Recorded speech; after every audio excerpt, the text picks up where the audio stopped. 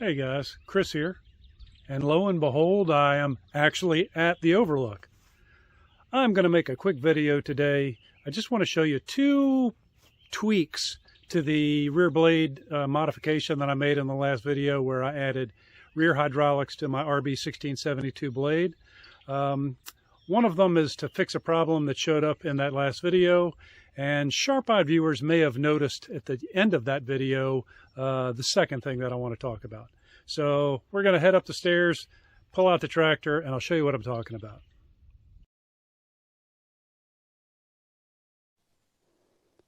Okay guys, so just a quick reminder, when I put together my hydraulic kit, it came with some fittings. This would be the end of the hose, and then it came with this adapter, a JIC to, I'm not sure what they call this one, but it has the O-ring on it, and then this plug to go into the rear remotes. So you put all those together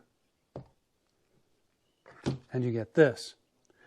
The problem is that's not going to work for me because I need a connector that looks like that. And so you may also recall that I bought some adapters that go from this 1/2-inch JIC to the 1/4-inch NPT threads, and that's what I went with. So I'll put those together real quick.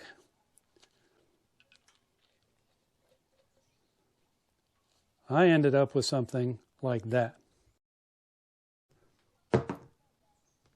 If you'll remember in my last video, when I attempted to put this into the rear hydraulic remotes, it wouldn't fit. Basically, this piece right here was interfering with the ROPS frame.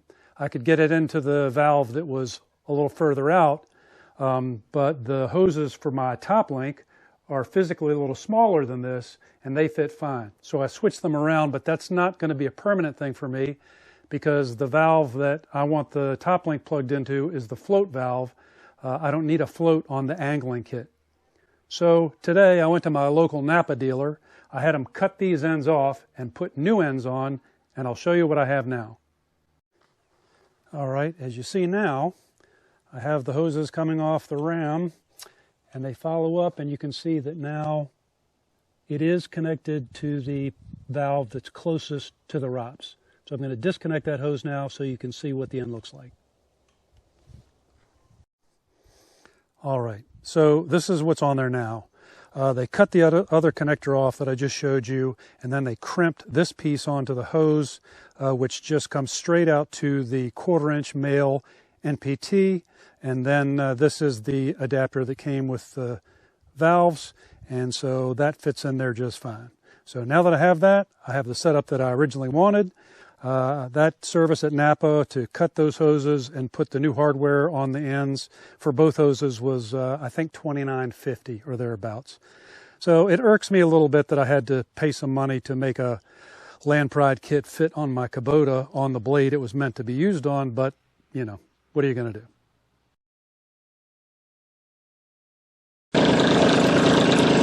So what I noticed as soon as I added the hydraulics to the blade was that because now I'm not setting that pin in certain holes, knowing when the blade is perpendicular back here can be a little challenging.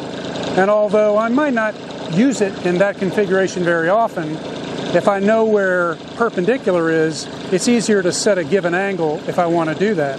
So when I move the blade back and forth, that's easy. But now when I come back and I want to get it perpendicular, it's hard for me to know exactly where it is. So I came up with a little way to make that happen.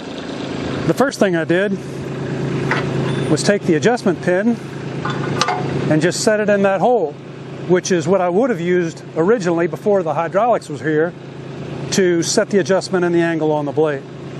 But now I can use it to get a good alignment.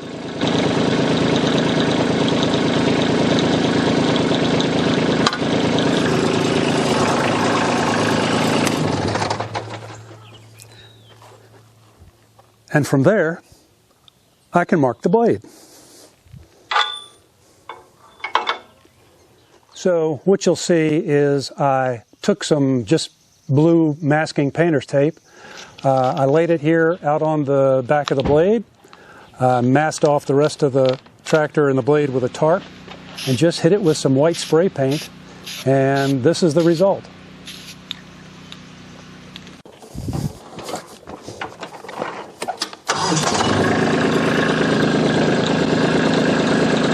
Now, when I angle the blade, I've got a pretty good indicator of exactly where that blade is. Now, I could have put more marks on the blade as well if I'd wanted, but now I know that if I get to right about, and go easy, right there, it's straight on. And I can just then eyeball that to know that if I come out here, that's about a 45-degree angle, give or take. You know, that there's a 30-degree angle. And again, I don't need to know exact angles when I'm out working on the road, but it just gives me a better visual reference than having no mark there at all. You know, it took about 5 minutes to do, and I think it was well worth my time. Well, guys, I think that is just about going to wrap it up for me today. Just a short video to show you those two things. Hope maybe you found those helpful. I'm definitely going to find them helpful as I move forward. You know, I'm approaching that important 1,000 subscriber milestone, so if you're watching these videos and you like it, you know what, I'm not too proud to say, hey, I'd appreciate it if you'd think about subscribing. Anyway, thanks again for being here. As always, I definitely appreciate you being here, and I do hope we see you next time.